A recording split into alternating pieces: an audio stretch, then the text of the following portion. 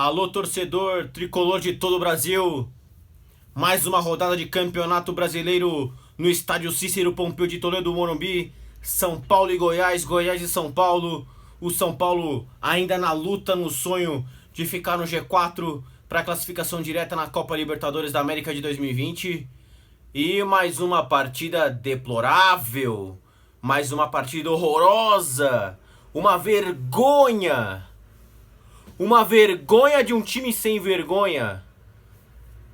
Inacreditavelmente o São Paulo foi derrotado pelo Goiás em casa 1-0. Aliás, inacreditavelmente, se olhar as cores da camisa, o peso da camisa, mas se for olhar o futebol, um futebol deplorável. O futebol não surpreende a derrota para o Goiás em casa, de um São Paulo que joga mal o ano inteiro, de um São Paulo que teve momentos pequenos com Wagner Mancini de melhora de futebol, e um jogo com o técnico Cuca de se bater palma, que foi contra o Santos, na qual ele treinou um mês para enfrentar o Santos e também não esperava nada diferente depois de um mês parado.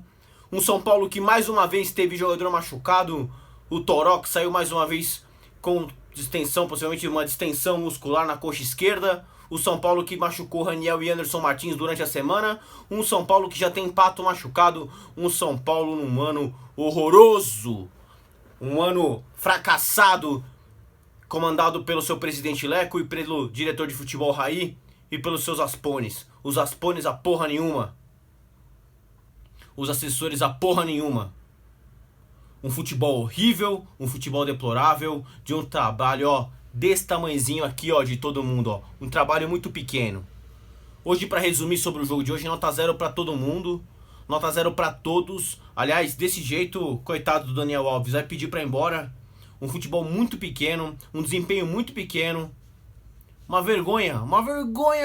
Vergonha. No final do jogo, com o Daniel Alves em campo, o Igor Gomes ia cobrar escanteio. O pênalti quem bateu foi o Reinaldo, ok, sempre cobrou bem. Mas com o Daniel Alves em campo, bateu o Reinaldo. É uma coisa inacreditável. E aí eu vou, primeira coisa, um recado pra torcida.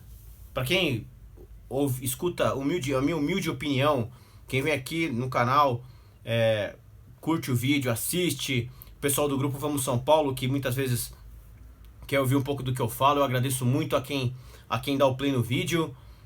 Não vamos atacar aqui, eu não vou atacar aqui jogador, apesar do desempenho horroroso. Não vou atacar o posicionamento do Daniel Alves, porque eu acho que sim, é um desperdício ele na lateral direita, porque o São Paulo não tem um meia. Então aqui eu não vou atacar o pênalti perdido pelo Reinaldo. Não vou atacar o futebol apagado do Pablo. Pra mim é uma vergonha, eu vou voltar a repetir. É uma vergonha o comando do clube. O comando do clube. Do Leco, do Raí, do Lugano. Eles vivem num mundo mágico onde eles acham que tá tudo bem. E nunca teve tudo bem. Mesmo com a contratação do Ranfone e do Daniel Alves, aliás, hoje, com 2 laterais direitos de nível mundial no elenco, jogou o Igor Vinícius. Eu vou reclamar sim na montagem do elenco. Como o São Paulo gasta dinheiro mal. Como o São Paulo tem os piores ataques do Brasil. Fez menos gols que o Fluminense. O Goiás meteu 3 no Fluminense jogando bem. Um futebol horroroso. Que ganhou na Bacia das Almas no Bumba Meu Boi contra o Botafogo lá. Que ganhou na Bacia das Almas contra o Ceará aqui. 4 vitórias do Campeonato Brasileiro em casa. 4, eu disse 4. 6 empates e 1 derrota. E eu vou reclamar porque com esse desempenho nem G4 pega. Vai ter que rezar pro Flamengo ganhar Libertadores pra virar G6, G7. Pra virar G7. Que vergonha. Praticamente entre os 3 primeiros de investimento. Como contratar mal? Como planejar mal? O São Paulo começou o ano com uma estrutura de 2018. Uma estrutura não tão ruim. O São Paulo foi 5º colocado. O São Paulo teve momentos de liderança do campeonato. O São Paulo escolheu mal o treinador para começar a temporada. foi pra Florida Cup e contratou mal. Contratou mal. Contratou muito mal. A gente tá em setembro, gastou milhões e não tem um meia e um matador. O São Paulo Futebol Clube gastou milhões e não tem um matador e um meia. Não tem. E você, torcedor, que fala que o Hernanes é um meia, o Hernanes não é esse meia. O Hernanes é importante quando ele vai e invade a área de homem surpresa, jogando de segundo ou terceiro homem no meio campo. Ele não é o cara que faz a bola girar, ele não é o cara que organiza o time. Não é o Hernanes esse cara, gente. Não é. Não é. O Hernanes no São Paulo campeão não era meia, na Lazio não foi meia, na Juventus não foi meia, na Inter não foi meia. Quando ele joga de meia, ele não vai bem. Porque ele não tem a agilidade e o dinamismo de tocar, recolher e passar. O Hernanes era o cara de carregar do arranque, do chute de fora da área como homem surpresa e de entrar na área. E o Daniel Alves, que vai jogar improvisado lá porque o São Paulo não tem esse cara, também não é. E o Matador, me desculpa, gastou uma fortuna no Pablo. Com todo respeito a um Pablo, um bom jogador, mas não era o que a gente precisava. Não era. Se fosse pra trazer o centroavante, tinha que ser um matador. O cara que faz muito gol. O cara que sabe resolver dentro da área, que sabe fazer o pivô. Ele não é. Como o Prato não era. O Pablo não é esse cara. Não é. Então faltou muita audácia para a diretoria do São Paulo. A gente tinha o Diego no Flamengo com o contrato acabando. O próprio Gerson, que está no Flamengo, poderia ter ido buscar como um meia. Tinha o Thiago Neves no Cruzeiro. O próprio Rodriguinho, que está no Cruzeiro. Não é esse meia. Então, olha, é uma situação muito difícil. Um elenco, até hoje ainda, sem matador e sem meia. Porque o ano que vem vão trazer de novo, vão achar que o Hernanes é esse meio, o Hernanes não é. E aí me surpreende o pessoal lá de dentro ainda achar que ele é esse cara. Não é. Não foi com 27 anos, não é com 40. Então, olha, é uma situação muito deprimente. Vamos lembrar que o ano passado o Palmeiras trocou o treinador no meio da temporada e foi campeão. Esse ano ele trocou de novo e o Palmeiras está em segundo colocado. O Corinthians também trocou, botou o Carille de volta. O Flamengo trocou o treinador no meio da temporada. O ano passado o Santos trocou.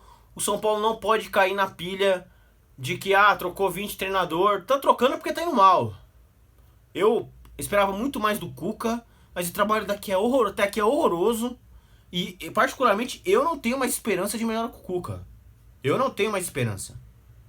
Eu não sei você, torcedor, deixa o seu comentário aí. Eu gostaria muito de respondê-los durante a semana. Eu não tenho mais esperança com o técnico Cuca. Pra mim, a desculpa do elenco machucado nunca foi. Então, vamos pensar na presidência. Vamos de cima pra baixo. A eleição ano que vem. Aliás, teve uma reunião dos opositores nessa semana. E os opositores têm um nome forte que deve ser anunciado logo que começar 2020 para concorrer à presidência e deve ganhar a eleição. Então, possivelmente, o Leco não vai ser reeleito. Então, vamos aguardar. Para diretor de futebol, você tem o Raí. Quem você põe pro lugar? Essa é a pergunta. Você vai tirar o Raí e vai botar quem? Só se for alguém de fora. Um cara experiente do futebol fora do meio. Fora do São Paulo. Hoje você não tem nenhum grande ídolo do São Paulo que tenha essa experiência para substituí-lo. Então talvez se você busque alguém do mercado, como o Inter tá com o Caetano, o Matos do Palmeiras. Então talvez tenha que pensar em uma alternativa como essa. E claro, e aí para gerente de futebol, para parte de fisiologia tem que ser tudo reformulado. Hoje o CT do São Paulo não é mais modelo. O Refis não é modelo, os aparelhos de tratamento de fisioterapia precisam ser todos revistos, precisam ser modernizados, o São Paulo precisa buscar lá fora. Antes o pessoal vinha no São Paulo, no Brasil, ver o que tinha de mais moderno, hoje o São Paulo tem que ver lá fora, o São Paulo tem que contratar profissionais da saúde de fora do país, Precisa pensar grande, ser vanguardista. E aí, para a comissão técnica, tem que ser ousado e vanguardista também de novo. Você tem o Jesus no Flamengo, você tem o São Paulo no Santos. E aí, assim, não podemos mais errar, certo? Então, na minha opinião, troca agora, não troca agora, eu acho que depende muito. Ah, não vou trocar agora, beleza. Não troca agora, então dezembro, é Renato Gaúcho.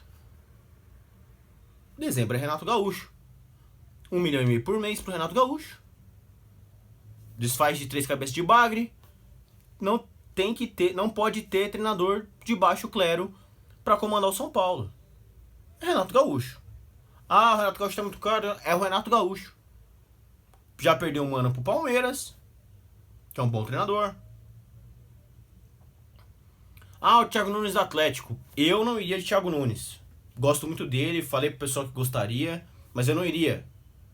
Não iria porque pode sentir o peso da camisa. O São Paulo não pode errar mais. Certo? Eu achava que não ia errar com o Cuca. Tá dando ruim. Então na próxima, puta, você vai subindo o sarrafo, né? Então você tinha Doriva, Adilson Batista, Aguirre, aí foi pro Cuca que é um jogo um pouquinho melhor. E agora você tem que dar outro passo, tem que ir pro Renato Gaúcho. Tem que ser um nível que consiga comandar o Boeing, que é o São Paulo Futebol Clube. Um Boeing sem piloto, um trem de carga descarrilhado.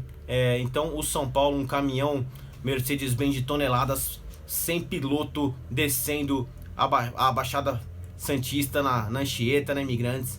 O São Paulo é um navio, um Titanic sem comandante, e o São Paulo só tem encontrado iceberg. São apenas 4 vitórias nesta temporada no Campeonato Brasileiro.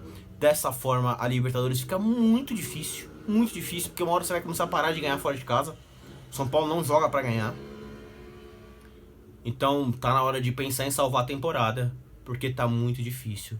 E torcedor São Paulino, vamos pensar um pouquinho, vamos cobrar as pessoas certas. Hoje no lance do gol do Bahia, os envolvidos são os queridinhos da maioria da torcida, Arboleda, Bruno Alves. Se fosse o Anderson Martins na jogada, coitado, ia ser crucificado hoje lá. Vamos olhar com carinho pra esse time, pra esse clube, vamos cobrar. E tamo junto, vamos São Paulo.